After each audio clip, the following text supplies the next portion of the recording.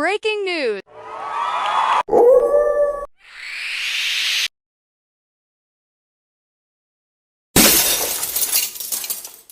As soon as the door shut, Points leaned forward from the back seat. "Now tell me about this leash shit," he snapped, eyes sharp. Pade lit a blunt, took a pull, and tried to pass it back. Points waved it off. "They got you on camera, Points," Pade said, exhaling a heavy cloud. "On camera? Doing what?" "What was I doing on camera?" "Tax, where that newspaper?" Pade asked. Tax reached down by the driver's door, pulled it up, and handed it over.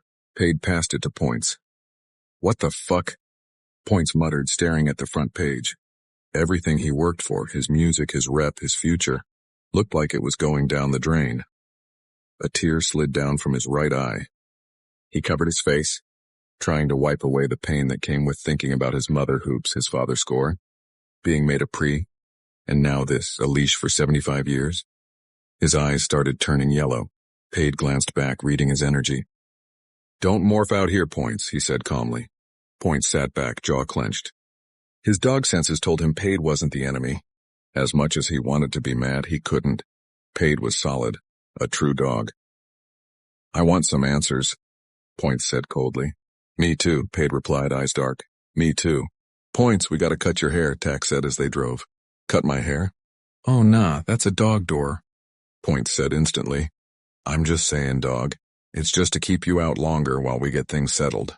I know what your hair mean to you." "Okay, and what that gotta do with anything?" Points snapped, getting defensive. "You gon' sit in the house all day? You can't drive none of your dad's cars, but we got some you can switch and swap. Still, if they see your hair, they on you." "I'll take my chances," Points said, looking out the window.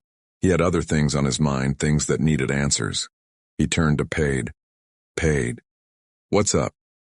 Pade said, focused on the text he was writing. "Why, I got preed." Tax swerved a little from the weight of the question. Pade turned in his seat and looked back at Points. "Ima let Casino tell you that," he said, then turned forward again. Points took it in silence. He let it sit. Instead, his mind shifted back to the music. If he was going to be on the run, then every track he ever wrote during recovery needed to drop. Fast. He was ready to get back to it, but he knew life wasn't the same. He was a suspect in a triple homicide. 75 to life. He couldn't see himself doing a bid like that, so he decided, if it came down to it, he was going out like his pops. Back at dog quarters, Pade and Tax dropped Points at a safe apartment in the Dogview projects, where Casino was already posted up. "What's up, dog?" Casino said, hugging Points.